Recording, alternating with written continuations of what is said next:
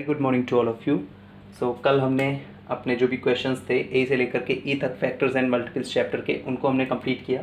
सो आज उसके आगे हमें कंटिन्यू करना है और आज हमें जानना है कि प्राइम फैक्टर्स किसी भी नंबर के कैसे निकालते हैं। देन कुछ ऐसे नंबर्स यानी कि जो भी नंबर्स हमें दे रखे होते हैं उनमें डिविजिबिलिटी चेक करनी है कि वो नंबर किस किस अदर नंबर से डिवाइड हो सकते हैं।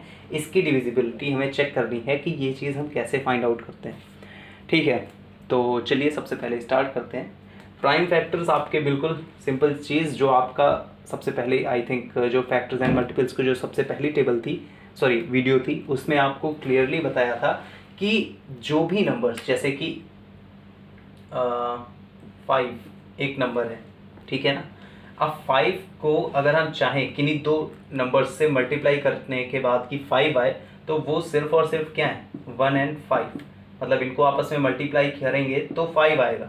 और यहाँ से हमें कौन से दो नंबर्स मिल रहे हैं 1 and 5। इसके अलावा और कोई नंबर्स हमें नहीं मिल रहे हैं, इसके अलावा कोई भी नंबर्स नहीं है, सिर्फ और सिर्फ यही दोनों नंबर्स हैं। तो ये दोनों क्या कहलाते हैं इस नंबर के, यानी कि फैक्टर्स भी कहलाते हैं, ठीक है 1,5। और बिकॉज ये सिर्फ दो ही हैं इसलिए इन्हें हम इनके प्राइम फैक्टर भी कहते हैं। क्यों? क्योंकि जो प्राइम फैक्टर्स होते हैं उन हमेशा ये चीज़ जान लीजिए, अगर कोई भी नंबर है, ठीक है,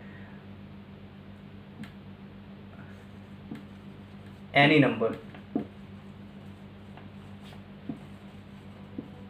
having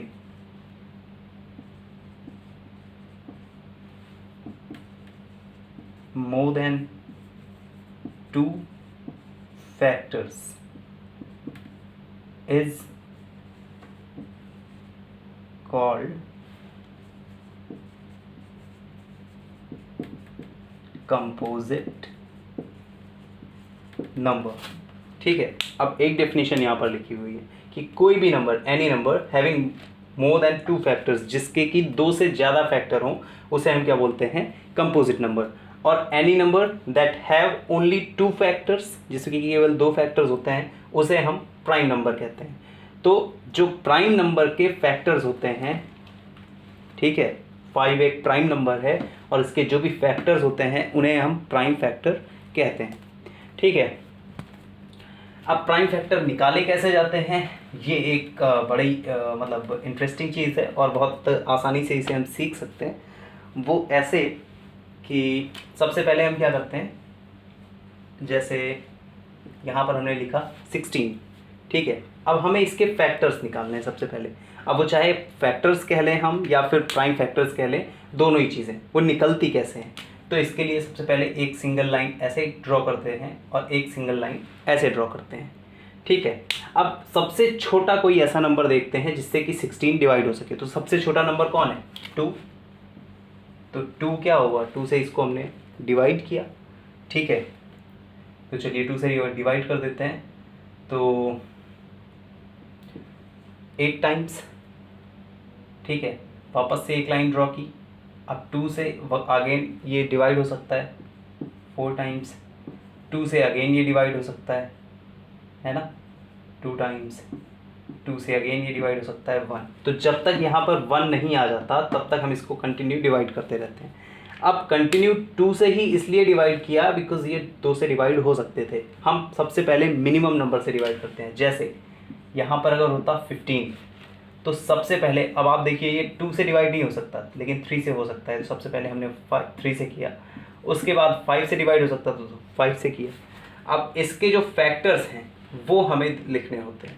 जैसे इसके फैक्टर्स क्या लिखेंगे, सबसे पहले इसके फैक्टर्स जो होंगे, देखिए यहाँ पर 1 बचा ना, 1 जो होता है वो कोई भी नंबर हो 1 उसका फैक्टर होता है, एज इट इज़ उसे हमें लिख देना होता है।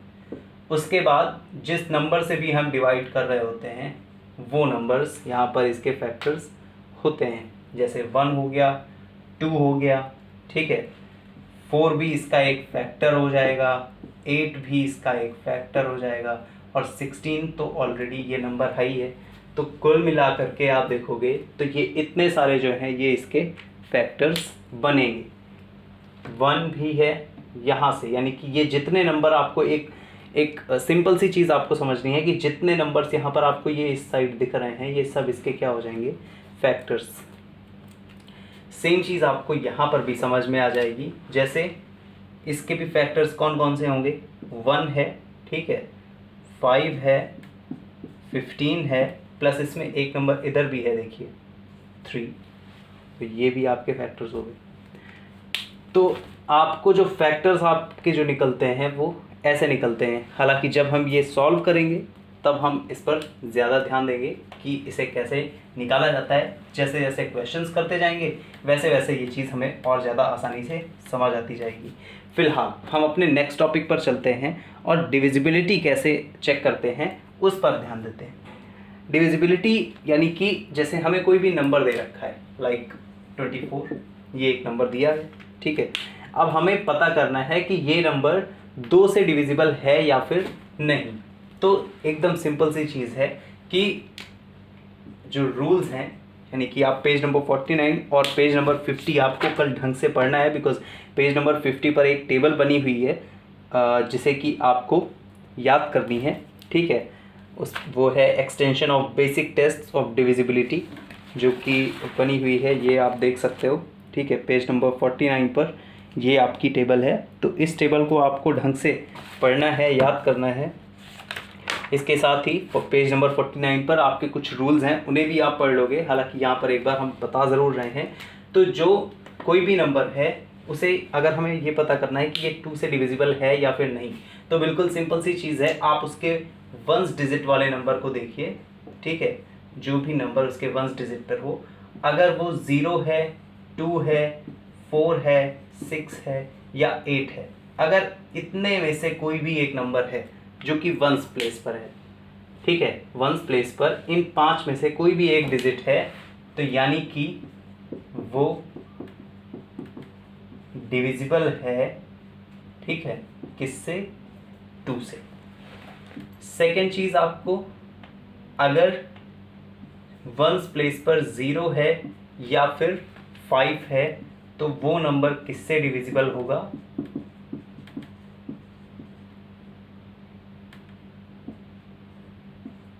5 से, ठीक है। यानी कि 2 चीज़ें आपको क्लियर हुई, डिविजिबल बाय 2 और डिविजिबल बाय 5। कोई भी नंबर दिया है, जैसे 24 है, इसमें आप देखोगे 1s प्लेस पर 4 आ रहा है, यानी कि ये 2 से डिविजिबल है। वैसे ही अगर यहाँ पर 25 लिखा होता तो 1s प्लेस पर 5 है, ठीक है, तो ये 5 से डिविजिबल है। उसके बाद थर्ड नंबर पर आप देखिए कि जो भी नंबर्स आपको यहाँ पर दिए हों, लाइक आपको दिया गया हो, जैसे ये 24 ही जैसे है आपका, ठीक है, लाइक आपके पास ये 24 दे रखा है, तो 3 से डिविजिबिलिटी कैसे चेक करते हैं, तो सिर्फ आपको ये देखना है, सम ऑफ ऑल डिजिट्स करना है, ठीक है, एंड इसको ये करना है, यानी कि सारे डिजिट्स को ऐड कर दीजिए, यानी कि 2 + 4 = 6। अब अगर ये जब हम सम करते हैं, यानी कि ये जो निकल के आया, अगर ये 3 से डिविजिबल है, यानी कि 3 से इसको डिवाइड करिए तो 3 × 2 = 6 डिवाइड हो रहा है ना।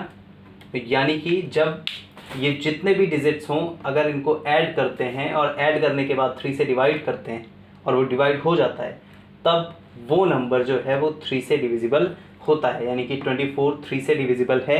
ऐसा कैसे पता चला, हमने 4 और 2 दोनों को ऐड किया, ऐड करने पर 6 आया है, 6 जो है वो 3 से डिविजिबल है, इसलिए हम कह सकते हैं कि 24 3 से डिविजिबल है, ठीक है। सम ऑफ ऑल डिजिट्स बाय 3, अगर ये चीज़ करेक्ट हो जाती है, ठीक है, तब हम ये मान लेंगे कि वो जो नंबर है वो डिविजिबल बाय 3 है, ठीक है। ये 3 चीज़ें हो गई। इनको आप वीडियो पॉज करके इनको खट से फटाक से नोट करिए अपनी फेयर नोटबुक पे। इसके बाद दो नंबर्स और हैं जिनको कि हमें देखना है। देन उसके बाद आपका जो चार्ट है आप उससे प्रिपेयर करोगे, ठीक है। जो 3 टॉपिक्स हो गए। चौथा है कि 11 की डिविजिबिलिटी कैसे चेक करते हैं। 11 की यानी कि कोई भी नंबर 11 से डिविजिबल है, डिवाइड हो सकता है या नहीं, ये चीज़ हम कैसे पता करते हैं। तो चलिए बिल्कुल आसानी से, जैसे 1 5 8 2 9, अगर ये हमारा कोई नंबर दे रखे हैं, ठीक है, इसको हमें चेक करना है कि ये 11 से डिविजिबल है या फिर नहीं। तो इसमें करना क्या होता है, हमें करना क्या होता है, जो ऑड प्लेस वाली डिजिट्स होती हैं, ठीक है, यानी कि 9 8 एंड 1, इनको आपस में हमें क्या करना होता है, ऐड करना होता है। तो चलिए ऑड प्लेस वाली जो डिजिट्स हैं उनको हमें ऐड करना है, यानी कि 9 + 8 + 1, इनको ऐड कर देना है, ऐड कर दीजिए, यानी कि 18, ठीक है। और उसके बाद जो इवन प्लेस पर है डिजिट्स, इवन प्लेस पर जो भी डिजिट्स हैं उनको हमें ऐड करना है। तो 2 and 5, यानी कि 5 + 2 दैट मीन्स कि 7, ठीक है। अब देखिए ऑड प्लेस वाली हो गई, इवन प्लेस वाली हो गई। अब इन दोनों का डिफरेंस निकाल लीजिए, sorry. Difference is equal to 18 - 7 that means कि 11। तो अगर ये डिफरेंस 11 या फिर 0 आ जाता है, ठीक है, तो वो जो नंबर है, यानी कि ये जो नंबर है ये 11 से डिविजिबल है। अगर ये डिफरेंस 11 या 0 आता है तो ये डिविजिबल है। अगर 11 या 0 नहीं आता है तो वो डिविजिबल नहीं है, ठीक है। और इसके बाद टेस्ट ऑफ डिविजिबिलिटी बाय 7, यानी कि 7 से कैसे डिवाइड करते हैं, 7 की डिविजिबिलिटी टेस्ट कैसे होती है, तो इसे आप बुक से पढ़ने की कोशिश करिएगा। देन इसके बाद आपका जो चार्ट है आप उसे पढ़िएगा अपनी बुक से, और उसके बाद जो भी क्वेश्चंस हैं उन्हें हम नेक्स्ट टर्न पे डिस्कस करेंगे। Till then take care, good bye.